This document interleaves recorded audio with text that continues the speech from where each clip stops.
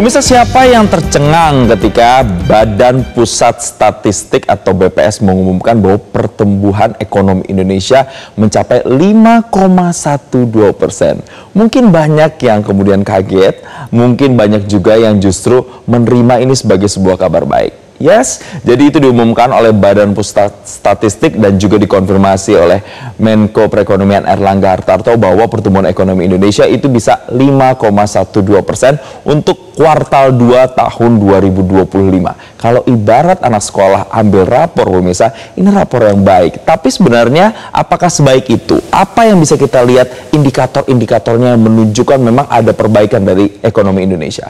Jadi saya akan mulainya dulu, pemirsa, ini dari apa yang disampaikan oleh BPS ya. Kalau kita melihat di triwulan kedua tahun 2025, artinya sampai pertengahan semester di tahun ini, pemirsa, pertumbuhannya itu adalah 5,12% secara year on year, artinya dibandingkan dengan periode yang sama di tahun sebelumnya. Dan kalau kita bandingkan dengan triwulan yang pertama, artinya dari awal tahun Januari, Februari, Maret di tahun 2025 itu 4,87%. Artinya ada peningkatan nih, pemirsa nih, 4,87 ke 5,12. Dan tahukah Anda bahwa catatan ini adalah pertumbuhan triwulanan terkuat bahkan sejak kita pernah mencapai peaknya atau tertingginya pada kuartal 2 tahun 2023. Jadi ini bisa dibilang adalah rapor yang secara angka memang dinilai cukup baik begitu. Dan ini dianggap sebagai peningkatan signifikan dibandingkan dengan kuartal sebelumnya. Bahkan capaian ini merupakan yang paling tinggi kalau kita bandingkan dengan 2023 di kuartal 2. Artinya perekonomian nasional ini terus menunjukkan arah pemulihan yang stabil di tengah tantangan global yang masih membayangi. Hal itu juga yang kemudian dikonfirmasi oleh Menko Perekonomian Erlangga Hartarto. Kita akan coba bandingkan nih, ini kalau kita coba ranking-ranking ini, pemirsa. Jadi Indonesia itu sendiri kabarnya dibandingkan dengan negara-negara di Asia, karena ada beberapa negara yang juga masih mengkonfirmasi terkait dengan angka-angka ini, itu kita ada di peringkat kelima setidaknya. Jadi kalau saya mencoba merangkum negara-negara di Asia, Vietnam ini pertumbuhannya salah satu yang paling tinggi, 7,96%, India 6,4%, Filipina 5,5%, kemudian Tiongkok itu 5,2%, artinya kita sedikit di bawah Tiongkok. Kemudian Malaysia 4,5, Singapura 4,3, Bangladesh 3,9, Thailand 2,3%, Korsel 0,5, dan Jepang ini 0,4%, pemirsa. Jadi ini bisa dikatakan 5,12% ini naik tipis dibandingkan 5,1% pada kuartal yang sama di tahun lalu.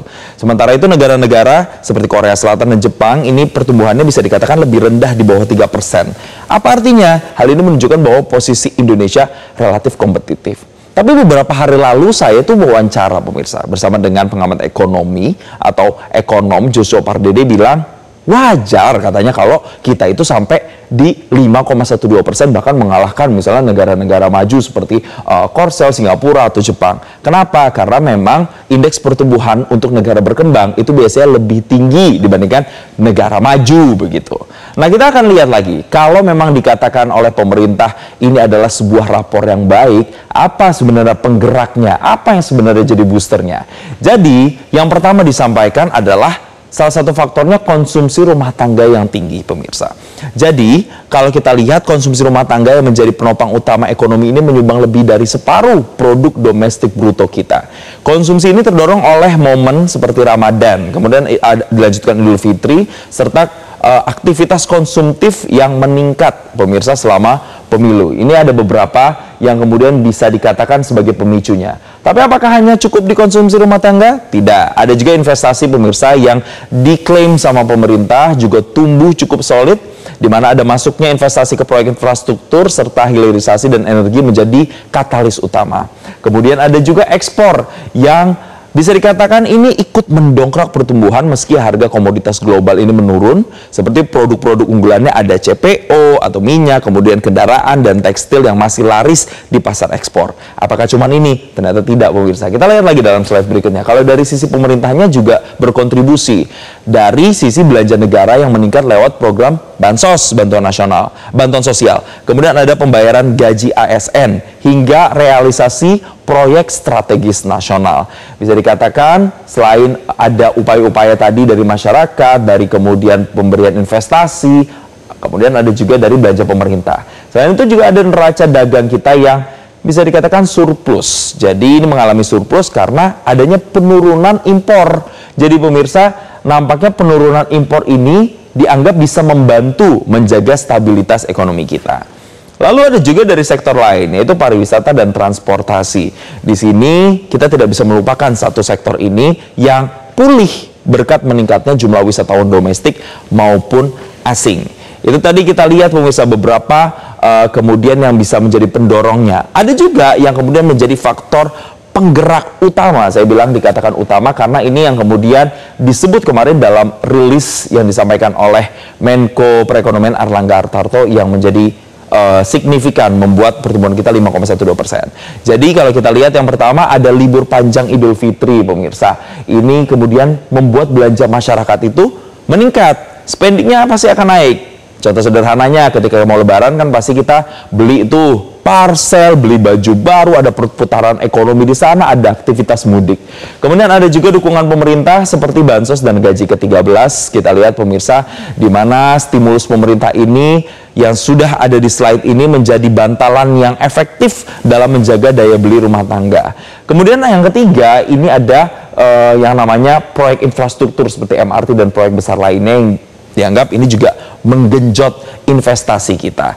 Dan yang terakhir pemirsa ada konsumsi naik. Nah ini nih karena antisipasi dari tarif Amerika Serikat. Jadi banyak kemudian eksportir kita yang mempercepat ekspornya atau front loading menjelang kenaikan tarif dari Amerika Serikat. Yang itu juga dampaknya apa? Menyumbang kinerja ekspor kita. Jadi kalau pemerintah ini bilang secara keseluruhan tren pertumbuhan ini memberikan sinyal positif bahwa Indonesia masih berada di jalur pemulihan yang solid meskipun tantangan eksternalnya tetap perlu diwaspadai. Tapi apakah rapor yang baik ini membuat kita harus terlena? Kalau saya boleh mengutip pemirsa, ekonom Selios Nailul Huda menilai bahwa angka 5,12% ini masih cukup janggal katanya. Karena masih ada ketidaksesuaian dengan indikator lain. Yang paling gampang dan bisa terlihat secara real adalah ada peningkatan PHK sebesar 32% year on year, kemudian penurunan keyakinan konsumen atau daya spending masyarakat.